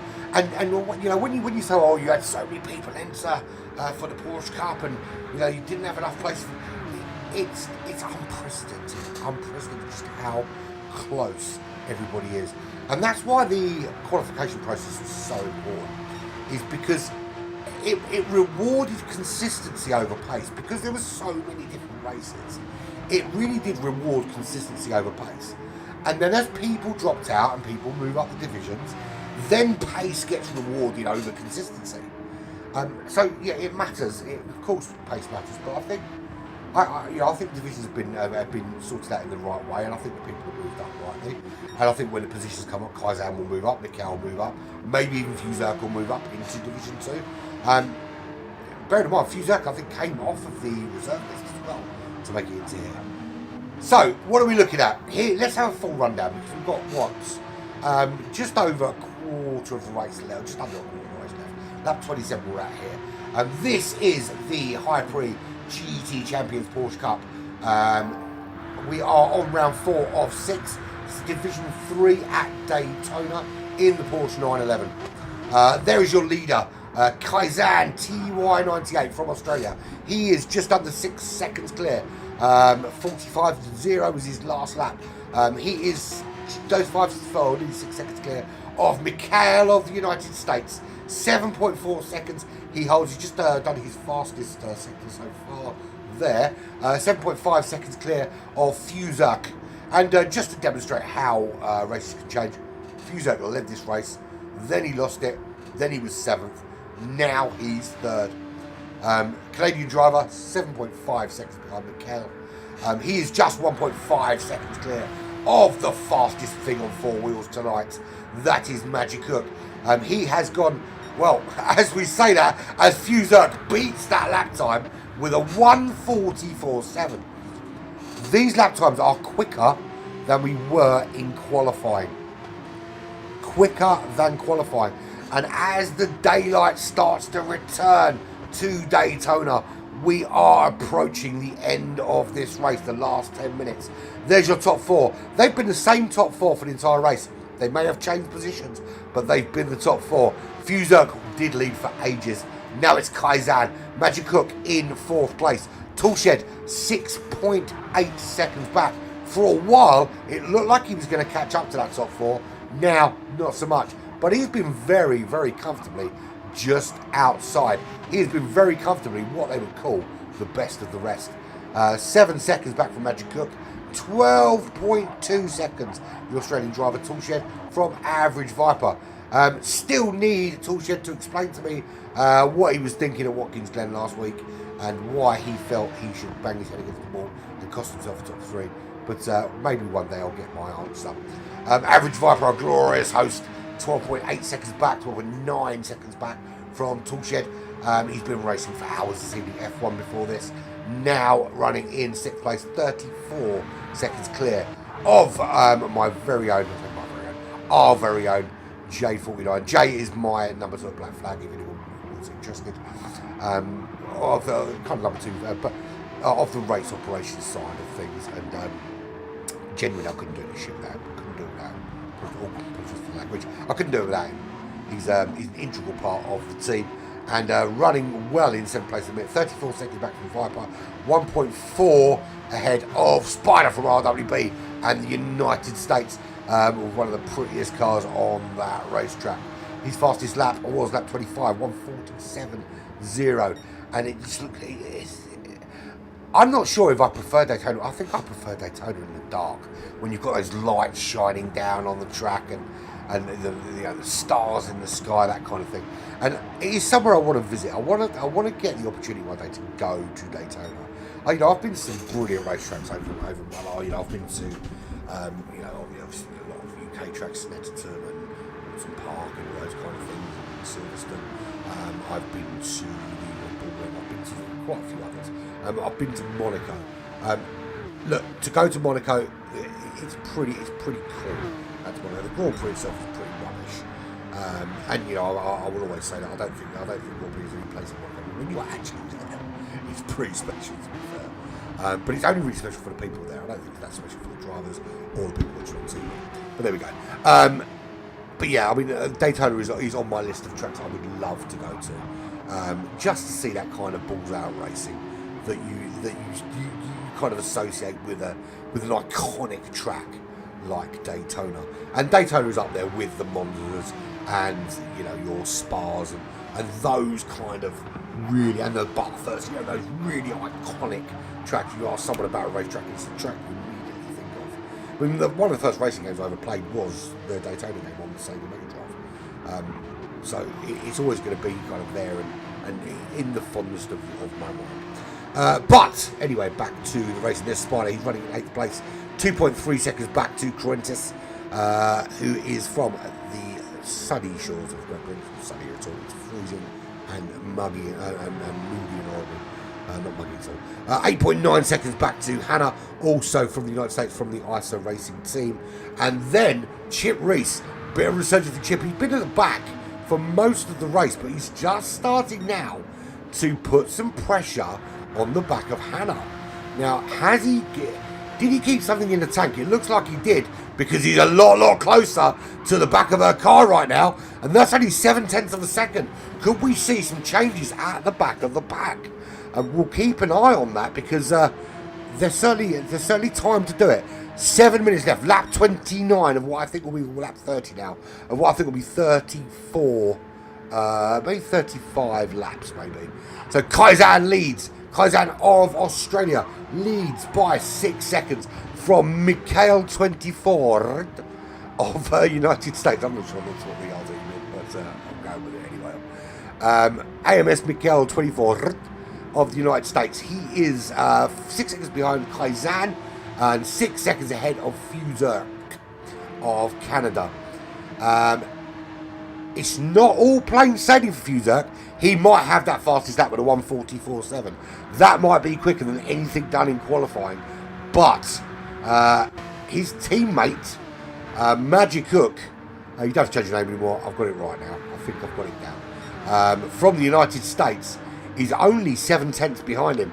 And there is no way, absolutely no way, he's going to let him go. He's going to let him just pull away. And I think I can tell you now, as you can see by the fact that Fuzerk is losing time, he was one of those, I think, slightly underfueled at the pit stop. And that's why Magic Cook is able to catch him. He's just been able to kind of take chunks out of that time. Because Fuzerk is thinking about his fuel right now. I don't know how I don't lose my voice doing this. 5, 6, 7 nights a week. It's ridiculous. 12 seconds back to Toolshed from the sunny shores of Australia, who are right in the middle of their summer now. Well, we're in the middle of winter. 12 and 12 either side.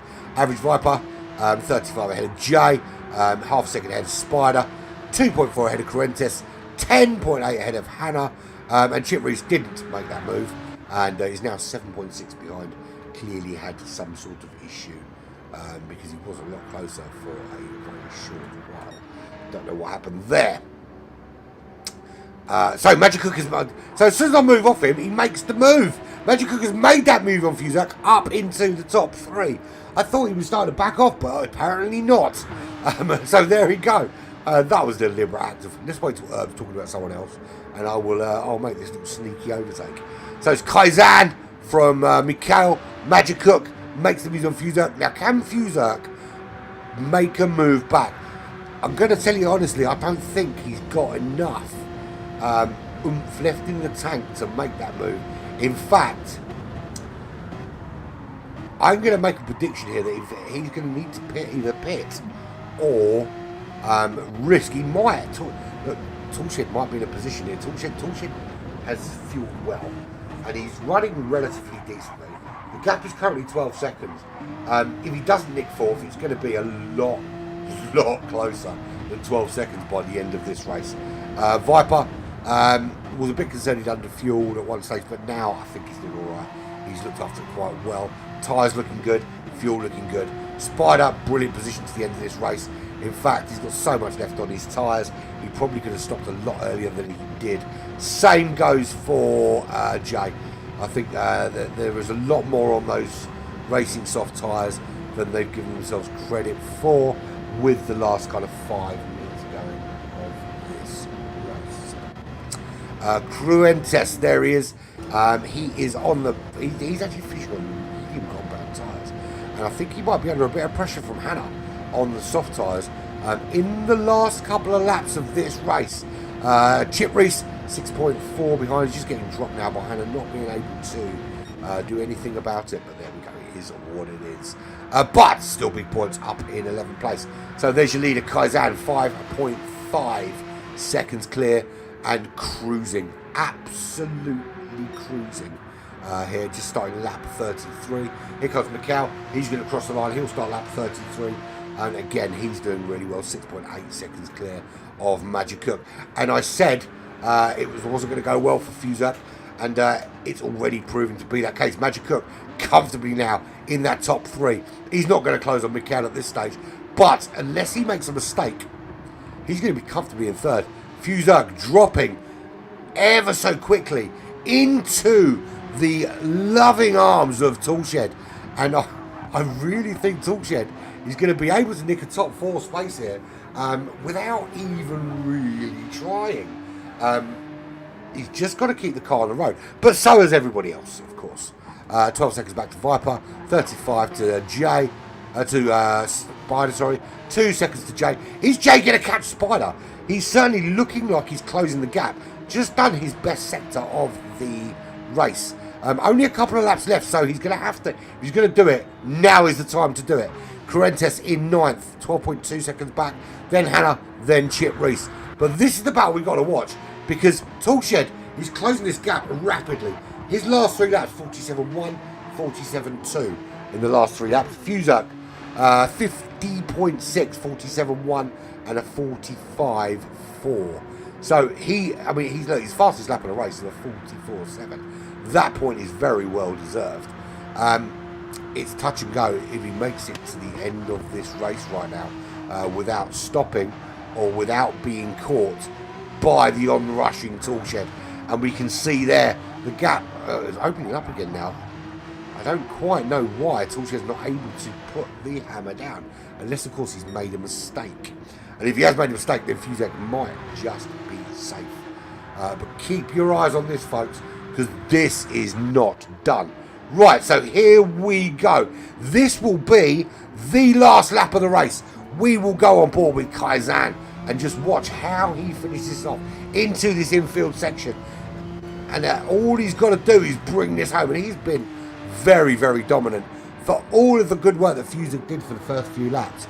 As soon as Kaizan took the lead of this race, nothing has changed. He has been out in front from the moment he got there. And absolutely full-on dominant. Absolutely dominant. So I'm just reading messages from the boss. There will be a graphic for me for the end for the where everyone finishes, of course. But yeah, Kaizan fully dominant and no question, absolutely deserves this. If you can take the lead in a race this long and keep the lead even through the pit stops, come out ahead, then there's no question that you deserve to be there. And fastest lap or not, which yeah, and let's face it, he hasn't gone below a 1:45. Magic Cook and Fuser both have gone sub 45. Have both done quicker laps, but it's not been super dominant. But he will come round, and he's just going to finish this race now in the lead quite significantly. Spider's finished. Jay couldn't catch him, finishing 9th in the end. Here comes Kaizan. He's going to cross the line very, very soon as the winner here at round 4 at Daytona. Mikel comes home in second, 6.2 behind. Magic Cook just 4.7 behind Mikel. Good finish. Now 14 seconds back is Fuzak. It is 2.6 for Toolshed. Does Fuzak make it to the line? I think there's just enough there. The gap is closing. But I think he's got enough unless he runs out now. I think he's got enough to make it. He does make it across the line in 4th. Toolshed in 5th. But my God, I'm telling you now, Fuzak had a big squeaky bum time there. Average Viper will bring it home in 6th place. Boom Shankar, there he comes. And across the line in a nice spinny fashion. What a way to show off. A little bit of high pre-showing off there. There we go, look. High pre-showing off for everybody else. Spider home in 7th place. Jay, our very own Black Flag Jay, there we go. Hello, Black Flag Racing TV. Comes home in 8th place. I think he'll be disappointed. No two ways about it. That little knock from Average Viper in turn 1 wouldn't have helped. But Average Viper did the right thing. He pulled over, he let him through. Cruentes in 9th place. Hannah in 10th place, 3.9 seconds back. And Chip Reese brings us home in 11th. Still getting the blue flag warning, even though the race has finished. What a race. How about that then? How about that? So, I need to get some drivers to have a little chat with me about the end of this race. So I'm going to need Kaizan, Mikel, Magic Cook, all to come and join me in the lobby. We'll have a nice little chat. 2 Americans, 1 Australian. Just threw my mouse on the floor like an absolute nutter. I'm going to have to pull down the floor and get it because it's all right to the bottom corner. Just my luck. Hold the line corner.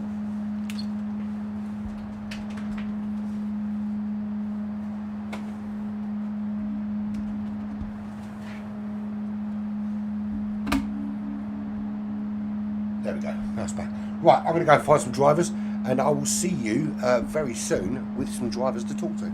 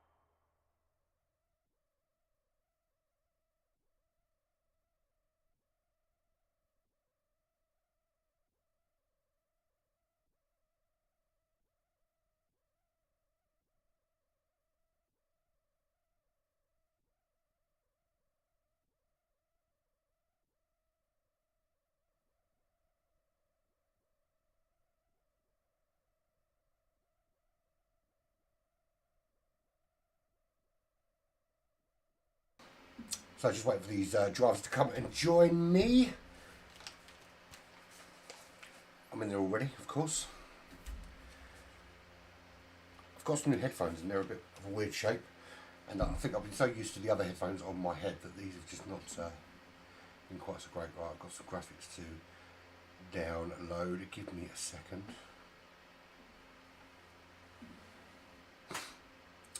As you know, I can't multitask very well.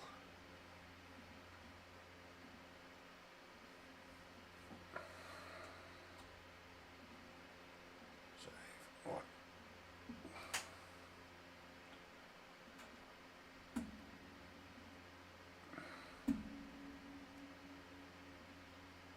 Talk amongst yourselves while I wait for these guys to come and join me. How's it going, mate? Hello, how we doing? Good, thanks. Yourself? Yeah, I'm good, man. I'm good. How'd you find that then? Good race, wasn't it? Yeah, it was very close. You know, I'm a bit worried about the little incident I had with Fuse at the bus stop and one early on the race. It just the screen lagged a little bit on me, in my opinion. But you know, we'll see what the stewards has to say. Yeah, I wasn't sure whether he was caught or whether he whether he had a mistake because I didn't actually catch the incident. So obviously, I think everyone will look at the replay and we'll find out. It must have been so frustrating because the race got started and then it was quite clear early on that there was an issue with the damage model, and everyone was a bit unsure of what to do. And then of course the boss man says, right, let's get it restarted, which we had to do. So you kind of have to change your mindset, don't you? Because you're kind of there and you're out there and you're getting it done, and then right, okay, we have to start all over again and make sure we get it right again. Yeah, look, it's a bit frustrating when stuff gets delayed, but you know, I've got to gave me extra time to take a deep breath, worry about what my job was going to do, and kept it on the track. That's what I did. To be fair, once you took the lead, nothing changed. That was it. You were in the lead for the rest of it, even through the pit stops, everything. You absolutely had that fully in control. Yeah. One thing I will say, Sorry? you never went below 145. And there were a couple out there that did go. I mean, super, super, super quick times. 145.7, 145.5. But you just did consistent laps, and you were quite good at managing that gap, weren't you? Yeah, look, my goal on the racetrack is not go for a quality lap every single lap. It's all about keeping the car on the track, staying consistent, because the consistent laps was really going to determine if you're going to win the race or lose the race. No, absolutely. I think your race was flawless today. It was just one of those where there's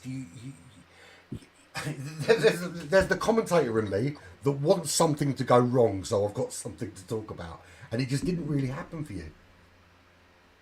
Yeah, look, it's just my job was to stay consistent at the end of the day, and it worked. And even going into my pit window, I was originally going to pit a lot earlier, but I realised I'm not losing too much time on the worn tyre, so I stayed out for an extra couple of laps, and that's what really did it for me. No, it was absolutely brilliant. I mean, I didn't expect it to be soft in this group, to be fair. I thought that it might be a bit of a struggle because a lot of people started on, a few people started on mediums, but you did manage them quite well in that first stint. I will say though, there were a few of you that I thought underfueled in that pit stop, and there was a bit of concern that there might be a struggle, and that's a brilliant segue into. I'm going to skip Mikhail and finish in a second, and I'm going to jump straight to you, Magic Cook. You there, buddy? Yeah, I'm here. Yeah, that little underfueling from Fuelzer kind of helped you out a little bit, didn't it? It did. I was definitely able to catch up some. So, I mean, you put in some blistering laps early on. You were chucking in 44s when people were still doing 46s. But one thing I noticed is you tended to have these kind of moments where you went from brilliance to, oh my God, I can't believe you just did that. Yeah, consistency has kind of always been my struggle. Daytona is a track I've driven a lot of miles on, so I'm very comfortable with it. But just that consistency is what I struggle on. So you had that wobble early on. So the top four of you all went out and you kind of took control. Before the restart as well, you did it, and then after the restart, you went and did it again. but then you had that wobble and you kind of dropped back, and then especially after the pitch, you were way back and way down from everybody else. Was that point you were thinking, what do I do? How do I do this? Or were you always confident you were going to get back up there? I was confident I was going to get back up there. I just kept telling myself to stay calm and, put in laps that I knew I could do. Just try to, like I said, stay calm. No, it was a very good race from you all round.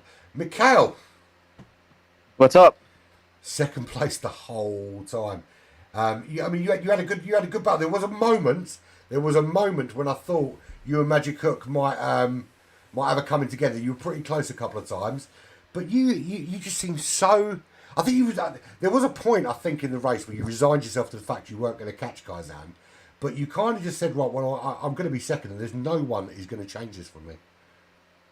Yeah, I mean, to be fair, I was basically trying to catch Kaizen the whole way, to be honest. Even at the end, I was trying to get, some, good laps in until I got a little bit too aggressive and had to, settle for second. But, yeah, I was just trying to, hold on as much as I can, trying to battle it out. I'm not even trying to, slow it up. I just want to go, make sure I'd use the lines to defend and all that. I don't know what happened when I was racing with Magic. I really hope I didn't hit him or at any of the moments, especially after when he spun out. I don't know what it looks like there, but yeah, we were just dog fighting the whole time.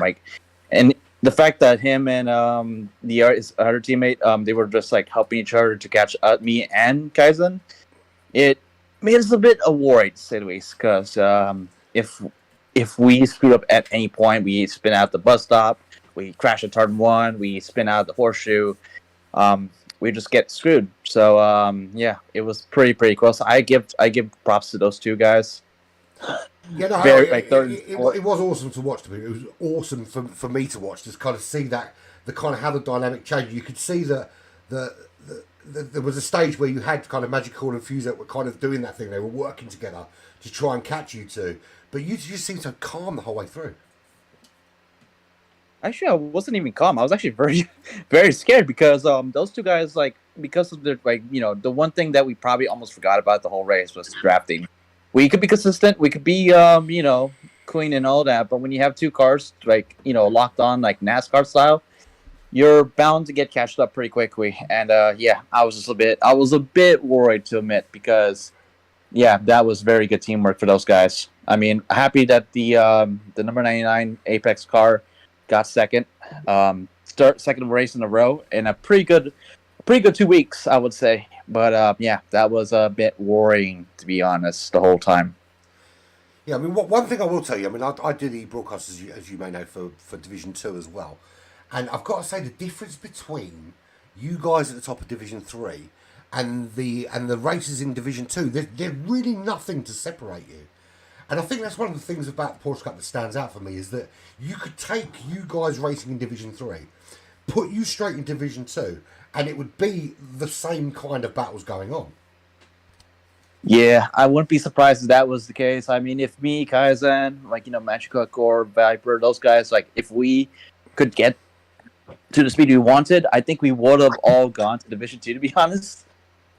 It was pretty, but it was pretty intense, though. Even if in a low division, there's always going to be, some upset that's going to happen, and we always had to keep that in mind during the race, because otherwise, if you just be cocky about it, thinking that you're hell fast, and the next moment you're just eating the tires, you kind of kick yourself for probably not only the rest of the week, but probably forever in your in a sim racing career. So, I mean, the rest of the Division 3 guys, they're fast. They're going to learn and be fast. I would not be surprised if any of these guys climb up in maybe 6 months. 3 months, maybe next World Cup when GTC comes out around. I mean, everyone's excited about that. So yeah. Really everyone has. Yeah, I'm actually surprised at how competitive Division 3 actually is. I thought I was going to come in and I'm going to dominate, win by 30 seconds every race, but the guys are really close to each other, eh? Absolutely. I mean, if you look at the fastest lap to the fastest lap for you guys out front and the fastest lap to the guys out back, it's only about 1.8 seconds difference. And I mean, 1.8 seconds sounds like a lot, but it's not really. In terms of GT7, in most of the races where you go into, whether it be league races like this or daily races, 1.8 seconds between the first and the last as fastest laps is really, really close field. Yeah, I agree. I think we all agree on that. And also, it kind of feels like that whole front race, the whole front like battle, like top four, it feels like it was the green cars versus the Icer guys. I hope you guys are two were the same team. If not, I apologize, Magic. But it feels like we Yeah, are. it was a really good race in the top four as well. It was really hotly contested. Like the Icer guys, like especially yourself, Magic and Fuser, you guys were just really giving me headaches. No, I respect that hard. yeah, Yeah, I was you're just not- trying to stay in your rearview mirror and try working Fuzerk as much as we can until he kind of fell off there. But it was still a great race. Yeah, Yeah, it was awesome racing. Honestly, that bus stop I was agree. really being my biggest pain because I was losing at least half a second because I'm still trying to get used to that bus stop, especially in MR cars. Because if I go too aggressive in there, I'll just spin out. Yeah, I agree. Yeah. It's not called the bus stop. It's called the Le Mans chicane. So sorry. I'm Aussie. I don't know most of the American tracks until racing in this league. So I know. I'm sorry. I'm just messing around. It's the bus Yeah, it's all stop. good. I love it when people get corrected. It just makes me smile. yeah, But, but when it comes to Bathurst, I know every corner on the track. So Oh, I love that. Yeah, fair enough. Bathurst, talking of Bathurst, it's one of my favourite tracks. I absolutely love it. Love Bathurst. I mean, but I want to Yeah, point out it though sells that out. I want to point out that the Icer guys are just like that's probably one of the most intense races I've ever done in GTC. Probably the most intense podium that I'll ever probably get. I mean, depending on how I look at the race. I mean, it was just close. It was all close. It wasn't going to end until the checker flag. Respect to everyone. Like it was, despite the red flag, it was still a pretty fun race. And I wonder how Division 2 and 1 are going to feel when they race because it's got to be how can I say emotional? Yeah, definitely. probably emotional. Well, I mean, I've seen every race so Very far, close. and I've got to say this has been my favourite one so far out of every division, every race. This one has been brilliant, absolutely action from minute 1 to minute 60. Brilliant stuff.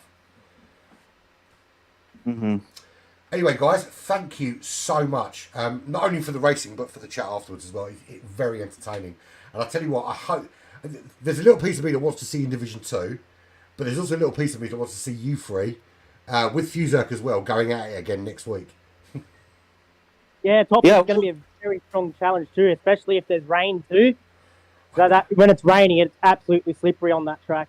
Yeah, very, very slippery. But listen, guys, thank you so much. Great racing, and we'll see you next week. Thank you guys. All right. Congrats on the Yeah. win. Cheers. There we have it, folks. There were your top three. As you can see, you've got a lot of respect for each other. You can see that. But Kaizan wins out. There is your result from that race. Kaizan wins from Macau.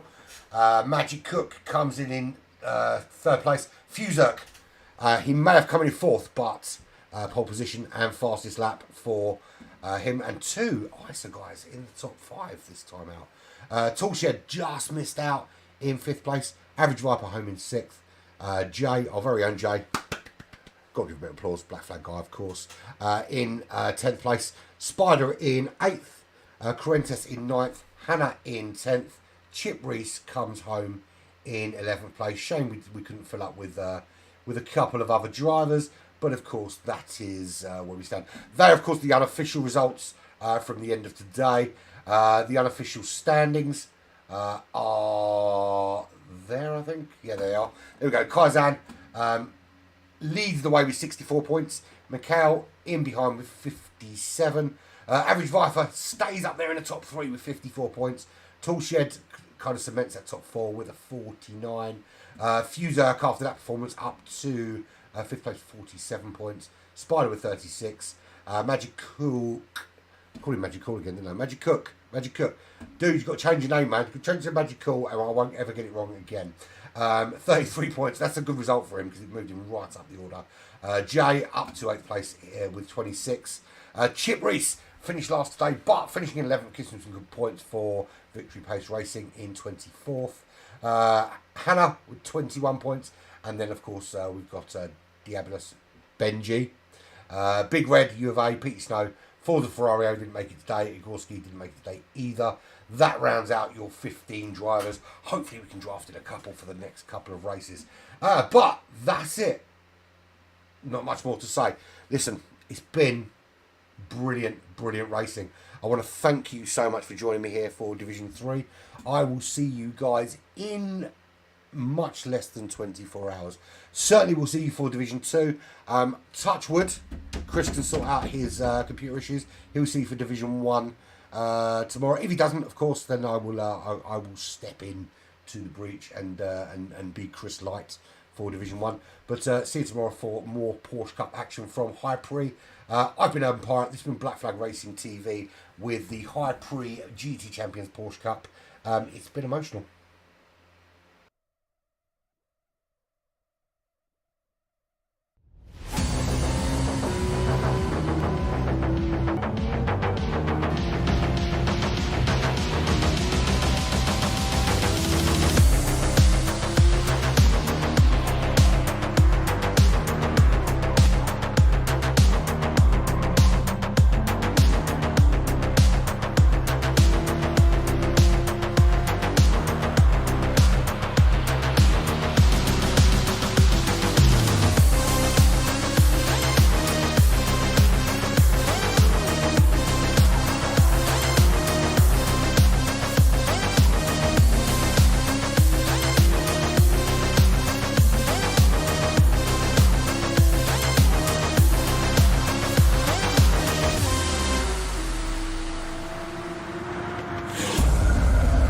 Welcome to the High Prix Porsche Cup, presented by GT Champions.